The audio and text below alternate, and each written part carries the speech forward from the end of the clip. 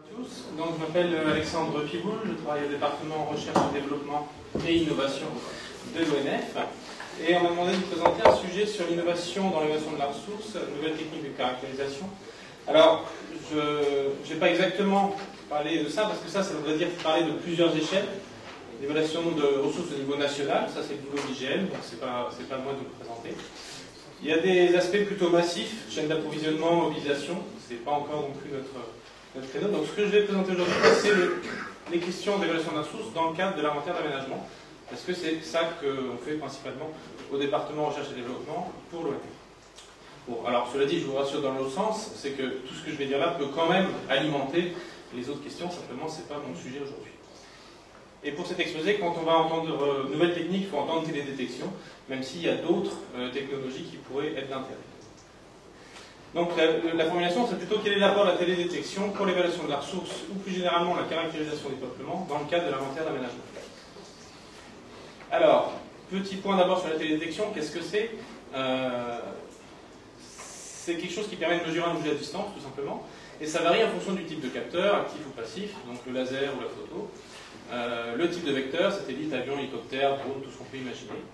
Et puis, en fonction du vecteur, donc, tout ce qui est spatial, les satellites, ce qui est aéroporté, avion ou drone, mobile, donc tout ce qui est sur véhicules terrestres ou marins, ce qui nous concerne un petit peu moins en forêt. Et il ne faut pas oublier ce qu'on appelle la télédétection terrestre ou proxy télédétection. C'est-à-dire que là, on a un appareil sur un site et on va mesurer des choses locales, mais toujours sur les mêmes technologies, les mêmes techniques. Petit détail, il y a un croisement entre les deux, c'est-à-dire on pourrait en théorie utiliser n'importe quelle technologie sur n'importe quel type de vecteur, mais en réalité, les capteurs sont souvent spécialisés au vecteur pour des raisons de conditions d'acquisition. Voilà. Donc quand on dit lidar aérien, lidar terrestre, sur le fond c'est la même chose, mais en pratique les machines ne sont pas les mêmes. Alors, du coup, je vais faire un petit point sur les technologies. Donc les premières technologies de détection qui sont apparues, c'est les technologies optiques, qui consistent à faire des photographies, qui vont coder dans un pixel l'énergie réémise par le peuplement. Donc c'est des techniques passives, qui donnent ce genre d'image selon la résolution et le type de capteur, et qui vont permettre d'avoir des résolutions assez variables selon le type de vecteur, des emprises et des résolutions différentes. Et on va descendre en gros jusqu'à quelques dizaines de centimètres pour un pixel, pour les très hautes résolutions, et on peut monter jusqu'à 250 mètres par pixel pour des choses plus classiques, plus monde entier au niveau satellitaire. Sur ces sources-là, si on a des images qui se recouvrent, on peut faire ce qu'on appelle de la stéréoscopie, c'est-à-dire transformer ces images 2D en 3 dimensions pour avoir un modelé de surface. Une des façons de le faire, c'est ce qu'on va appeler plus spécifiquement la photogrammétrie, c'est-à-dire qu'on va vraiment faire le vol de façon à avoir des couples à fort recouvrement, et on va pouvoir générer des modèles de surface assez précis, qui ont permis de faire des mesures à des résolutions inférieures au mètre. Alors là, on peut distinguer des approches plutôt manuelles, où on va pointer les points et avoir une donnée assez précise de hauteur, à des méthodes plus automatiques, où là, on va avoir des corrélations automatiques qui vont nous sortir des modèles de surface générés automatiquement sur toute la surface. Ensuite, il y a une autre technologie qui commence à être assez ancienne aussi, qui est le radar, qui est un capteur actif, donc qui envoie des ondes, et on récupère la donnée renvoyée, et ça nous donne aussi des images. Alors selon le type de radar, on a différents types d'images, plus ou moins 3D, plus ou moins en profondeur. Et là, on est plutôt sur des résolutions qui ne vont pas aller trop en dessous de quelques mètres de résolution pour chaque pixel, même si c'est des technologies qui évoluent aussi, donc ça peut changer dans le futur. Voilà. Et sur ces données-là, on peut également faire, quand on a une donnée d'entrée qui est plutôt image, on peut aussi faire la 3 dimensions et on peut aussi faire de la stéréo. Et puis la technologie la plus récente, qui intéresse pas mal de monde en ce moment, c'est le lidar aéroporté, qui consiste à mettre un laser dans un avion et à scanner une surface. Et en fait, ça nous donne non plus une image en 2 dimensions, mais un nuage de points, avec des coordonnées x, y, z. On peut bien sûr reproduire des modelés de surface comme on le ferait avec la photogrammétrie, mais sur le fond, à l'origine, on a la donnée vraiment 3D avec une pénétration du signal dans le poubelle. Et là, on ne parle plus en termes de pixels et de résolution en surface, mais plutôt en nombre de points par mètre carré.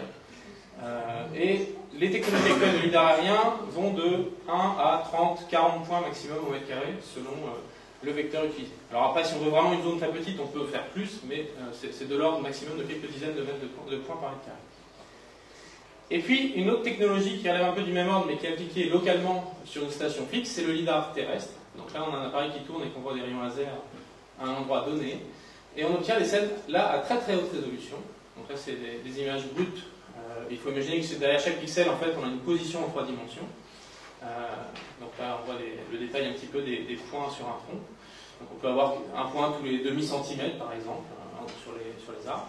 Donc là, on a des résolutions qui vont beaucoup plus fort, puisqu'on va à plusieurs centaines de milliers de points par mètre carré. Donc on va avoir une description très très fine des objets. Alors, pourquoi faire tout ça? En quoi c'est intéressant pour l'interforestier ou la caractérisation de la ressource en général? Alors, il y a plusieurs besoins. Donc, sur le côté composition, on a envie de cartographier nos espèces pour caractériser les peuplements et puis pour faire des choix.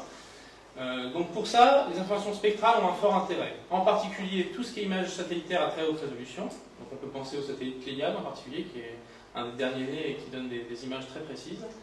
Ou la photographie aérienne comme celle fournie par l'IGN. Et là, on a deux approches possibles. Des approches par photo-interprétation qui existent depuis un certain nombre d'années déjà dans certains organismes. Avec là aussi une possibilité d'interpréter en 2D ou en 3D. Alors dans le passé, on a interprété en 3D, mais en France, on a un peu laissé ça de côté pour des raisons qu'on peut discuter. Et puis, il y a les approches par détection automatique, où là, un système informatique va faire des corrélations et nous produire une interprétation, une segmentation des espèces automatique. Alors, c'est pas toujours très concluant, il faut entendre par là que c'est pas toujours très robuste. C'est-à-dire, on arrive à bien le faire sur un projet donné, avec des images d'une zone. Par contre, avoir des trucs qui marchent un peu sans paramétrage, sans intervention humaine, sur des grandes surfaces, on a des problèmes de standardisation des données. Donc c'est pas encore tout à fait sur étagère, même si ça fonctionne, on peut le faire sur un projet donné. Et donc l'intérêt pour l'aménagement, c'est bien sûr tout ce qui est classement des parcelles, soit des sens objectifs. Alors deuxième besoin qui peut être intéressant en termes de caractérisation des peuplements, c'est la structure. Donc pour ça, ce qu'on veut savoir, c'est verticalement comment ça se passe, comment les peuplements sont structurés, puis en termes de distribution de diamètre.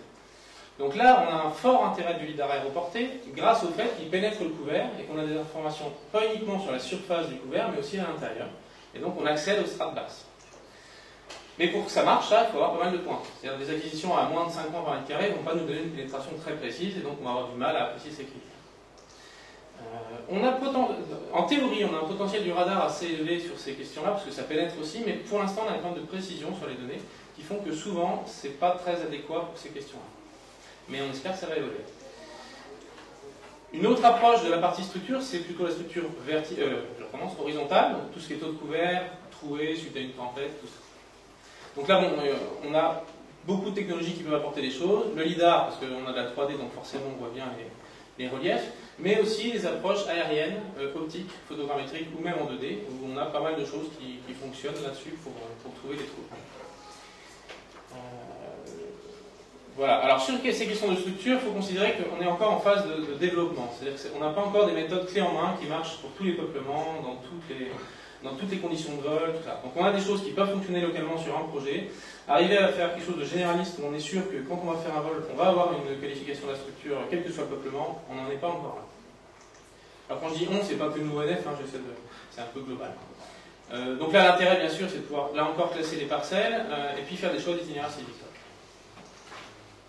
Alors on en vient à la ressource en tant que telle, c'est la partie capitale.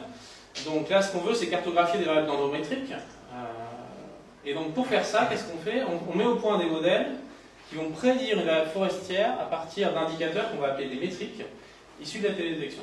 Donc une métrique c'est quoi? C'est une variable qu'on mesure à partir des données issues de la télédétection et à partir de ça on met ça dans un modèle statistique calibré avec des cassettes de terrain pour obtenir les données dendrométriques. Donc on peut faire ça à partir de nuages de points lidar. À partir d'un modèle de surface 3 dimensions issu de photogrammétrie, lidar ou de radar, ou même, mais c'est plus rare, à partir d'images 2D. Donc là, les variables qu'on essaie de prédire, c'est la hauteur dominante pour des questions de stade, en fait irrégulière en particulier, des diamètres dominantes, tiens, sans le E ce serait mieux, et puis surface terrière, volume. Donc voilà typiquement le genre de carte qu'on produit, c'est le résultat, donc là c'est sur la forêt de haies par exemple, où on a en rouge les peuplements les plus hauts qui plafonnent à 44 mètres à peu près. Alors ça c'est une carte qui date de 2008-2009, donc ça peut pousser un peu. Et puis en jaune, c'est des zones clairement qui ont été ravagées par la tempête. Non, en vert, pardon, c'est les zones ravagées par la tempête qui sont les plus basses. Donc c'est ce genre de carte qu'on peut faire sur ces différentes variables et qui vont être après utilisées par l'aménagiste pour faire son travail. Alors, sur ces variables, donc la première, la plus simple, puisqu'elle est très proche de la donnée brute du LIDAR, c'est la hauteur dominante. Donc ça fonctionne très bien avec des métriques LIDAR ou même à partir de données issues de photos, donc juste des modèles de surface. On obtient des précisions d'à peu près autour d'1 mètre, plus ou moins 1 mètre, avec les données LIDAR, ce qui est très très proche, voire parfois meilleur que par rapport à ce qu'on sait faire avec un vertex. Une mesure vertex, c'est 1,50 m de précision, à peu près. Donc on est à peu près du même niveau. Donc l'intérêt de cette variable cartographiée, c'est programmation des travaux et des premières éclaircies, donc détecter quand est-ce qu'il faut faire les premières éclaircies dans les peuplements. On s'en sert aussi pour détecter les phases de travaux sur les peuplements en dessous de la phase de première éclaircie.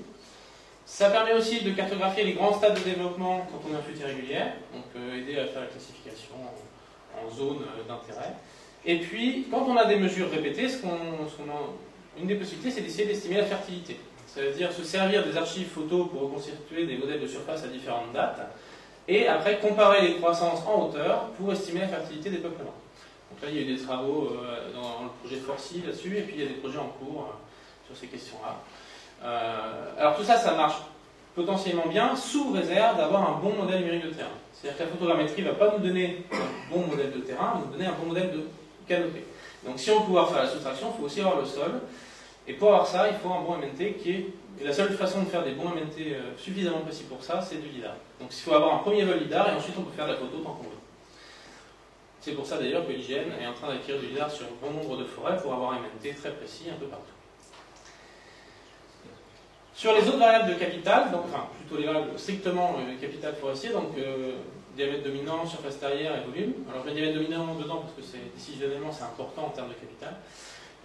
Donc là on a des modèles qui sont plus précis quand on utilise des métriques LIDAR.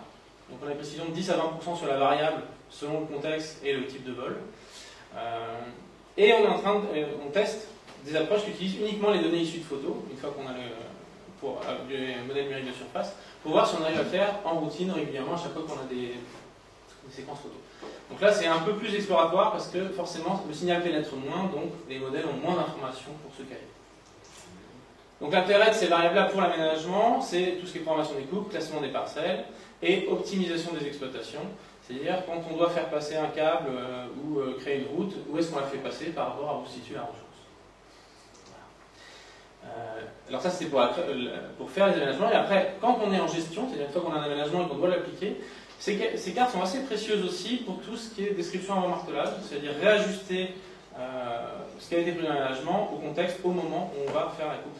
Donc là, se référer à ces cartes-là, si tant est qu'on arrive à les mettre à jour régulièrement, peut être utile pour faciliter aussi les opérations de gestion et pas uniquement de planification. Donc tout ça c'était sur les aspects aéroportés. Si maintenant on redescend sur Terre et qu'on utilise la proximité de détection, là ce qu'on peut faire c'est utiliser un lidar terrestre pour faire des placettes. Comme on les faisait à la main, sauf qu'au lieu d'utiliser un compas, on utilise un laser. Et ça nous donne donc des scans à très haute résolution, très bonne précision. Et du coup, bon, les travaux sur lesquels on travaille, c'est essayer premièrement d'estimer ce qu'on fait déjà habituellement, donc diamètre, position des arbres. Et puis l'idée surtout, c'est d'accéder à de nouvelles variables, qu'on a beaucoup de mal à mesurer en courant sur le terrain, parce que ça coûte très cher. Le volume des tiges, la qualité, le LNI. Donc quand je dis volume, je dis bien mesure du volume et pas estimation par un tarif. Et une autre chose qu'il ne faut pas négliger, ça concerne un peu plus nos amis chercheurs, en particulier ici à l'INRAS, c'est la mesure d'échantillons d'arbres pour caler des tarifs et des équations et tout ça. C'est-à-dire là, on va faire des mesures très précises, qu'on ne ferait pas en gestion, mais qui serviront après, sous forme dérivée, en gestion. Donc typiquement, des mesures d'arbres détaillées ou de la mise au point de tarifs. L'intérêt pour l'aménagement, c'est la réalisation en particulier des placettes permanentes, placettes qui nécessitent la position des arbres et qui sont assez coûteuses à prendre en classique, et sur lesquelles on aimerait avoir plus de données que ce qu'on est capable de mesurer dans le temps habituel. Alors pour faire tout ça, on a dit que ces sources de données nous donnent soit des pixels, soit des points, c'est bien joli. Il faut passer ensuite à des vraies variables utilisables, donc il faut des algorithmes ou des modèles. Donc pour ça, on a mis en place une plateforme de traitement qui s'appelle Computri. Dans le cas de la télédétection, on a des nuages de points. Ce qu'on va vouloir, c'est calculer les métriques. Donc le logiciel va devoir calculer ces métriques sur les placettes de calibration. Les logiciels existants sont plutôt satisfaisants en lidar aérien, mais déjà la plupart ne sont pas gratuits et surtout on n'a pas la métrique. Donc si on veut rajouter une nouvelle métrique, la société qui produit le logiciel le fasse, sinon on est coincé. Donc l'intérêt d'avoir une plateforme à nous, c'est qu'on peut rajouter ce qu'on veut dedans. Et puis sur le cas lidar terrestre, donc là on a des nuages de points à l'échelle de la placette, donc à peu près 50 millions de points par placette. Et donc là, ce qu'on va vouloir, c'est faire plutôt de la géométrie, donc on va chercher à détecter les arbres et détecter leurs caractéristiques. Et donc là, il n'y a quasiment rien sur le marché, à part une société irlandaise, mais qui est très très spécialisée sur certains types de peuplement et qui n'est pas très robuste. Voilà, donc on a mis en place une plateforme avec, en collaboration avec l'INSERM de Grenoble. C'est une approche très collaborative, c'est-à-dire qu'on a la possibilité de rassembler au sein de cette plateforme beaucoup d'équipes de recherche et de gestionnaires. Et on a ouvert cette plateforme qui était très centrée lidar terrestre auparavant au lidar aérien cette année. Voilà, donc le but c'est de regrouper les travaux, de faciliter les synergies, de mettre dans une même plateforme un peu les différentes énergies qui vont sans ça. Donc plateforme ouverte, modulaire, performante et ergonomique, je ne détaille pas, mais en gros l'idée c'est de faire quelque chose qui tourne, y compris si on veut faire la production. C'est-à-dire pas que mettre au point, on veut qu'après on puisse appliquer sur des grandes surfaces et des grandes quantités de données. Donc bon, je vais passer assez vite sur l'architecture. En gros, ce qu'il faut retenir là-dessus, c'est que ça fonctionne par plugin, et du coup chaque équipe qui veut rentrer dans le système peut créer son propre plugin, et on va pouvoir enchaîner des traitements, étape 1, 2, 3, issus de différents plugins, de façon complètement compatible, même si c'était fait indépendamment. Donc c'est un système complètement modulaire qui permet du coup d'agréger, de mettre ensemble des travaux faits séparément. Donc ça ressemble un peu à ça, c'est-à-dire qu'on a une partie mise en place de la chaîne de traitement, une partie visualisation pour comprendre ce qui se passe, et bon, un système de gestion qui permet de paramétrer un peu finement tout le système.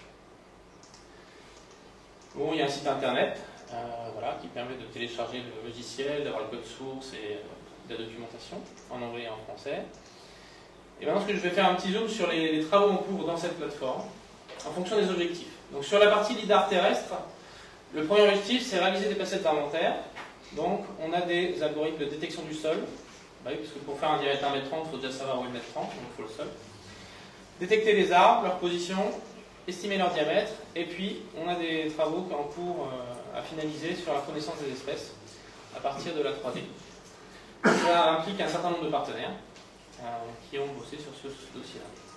Toujours sur lidar terrestre, dans la logique d'enrichir les mesures possibles par de nouvelles variables, on a des aspects sur les mesures de volume tige, sur la qualification de la qualité, donc là je vous incite à regarder le poster de Thierry Constant, et puis des choses sur les mesures d'arbres tropicaux qui ont des formes un peu spécifiques, avec des forts empattements. Donc là aussi on a un certain nombre de partenaires qui se sont impliqués et qui sont dans la plateforme et qui font des travaux. Donc il y a un certain nombre de thèses, il y a 3-4 thèses en cours sur tous ces sujets. Sur la logique de mesure des échantillons, c'est-à-dire de faire des mesures très très précises sur certains arbres pour après mettre au point des tarifs ou des choses comme ça, on a des approches sur la mesure détaillée de la géométrie des arbres, donc là c'est plutôt un domaine de recherche, avec des caractérisations des enveloppes de houppier. Donc là on a des choses qui fonctionnent avec l'intervention d'un opérateur et on travaille sur des choses plus automatiques. Des choses sur l'architecture des houppiers et des mesures de surface foliaire. Donc là, oui, et dérivé de cette surface foliaire, dans le cas d'Avignon, combustibilité des peuplements, c'est-à-dire utiliser ces données-là pour alimenter des modèles d'incendie. Donc là aussi, on a un certain nombre de partenaires qui fait contribuer à ces différents axes techniques. Et sur la partie terrestre, la dernière chose, c'est sur la caractérisation non plus des arbres, mais des peuplements. Donc là, c'est des données plutôt statistiques à l'échelle d'une placette complète, des données de structure, avec des approches voxels. Donc là, on fait des cases et on compte les points dedans. Et ça permet de faire des profils verticaux de végétation et des reconstructions de peuplements. Et de faire le lien. Ces approches statistiques vont nous permettre aussi de faire le lien entre les données terrestres et les données aériennes pour mettre ensemble ces données et faire des calibrations croisées. Voilà pour les partenaires. Donc pas mal de partenaires au Québec sur tous ces aspects qui sont assez modernes. Voilà. Et sur la partie aérienne, donc plus récente, on a tout ce qui est calcul géométrique lidar MNS par placette, des algos de détection de couronne qui sont en cours d'intégration, et puis la possibilité d'automatiser les traitements sur des très grandes surfaces. Donc, par exemple, on a traité un vol à 1400 dalles dans les Vosges. Donc ça fait déjà des bonnes zones. Voilà pour les partenaires. Voilà, en conclusion, je dirais que cette communauté est dynamique et en pleine expansion, avec un nombre de plugins croissant et de plus en plus de développeurs, disons autonomes, on va dire, qui savent travailler dans le système sans qu'on les aide. Il y a pas mal de thèses et de Master 2 qui s'appuient sur Computri, soit pour faire le travail en tant qu'utilisateur, soit pour alimenter le programme en nouveaux algorithmes. On a de plus en plus de collaborations non francophones qui sont en train de démarrer, parce que pour l'instant on a beaucoup France, Québec, Belgique, mais c'est en train de s'étendre, en Allemagne un petit peu, et puis en Nouvelle-Zélande. Et puis, pour conforter cette dimension partenariale qui s'accroît, on a fait le choix d'essayer de transférer la gouvernance du système au JP Gofor, donc c'est des négociations qui sont en cours, pour pas que ça dépende que de l'ONF et qu'on puisse travailler vraiment en partenariat, y compris dans le financement de la plateforme.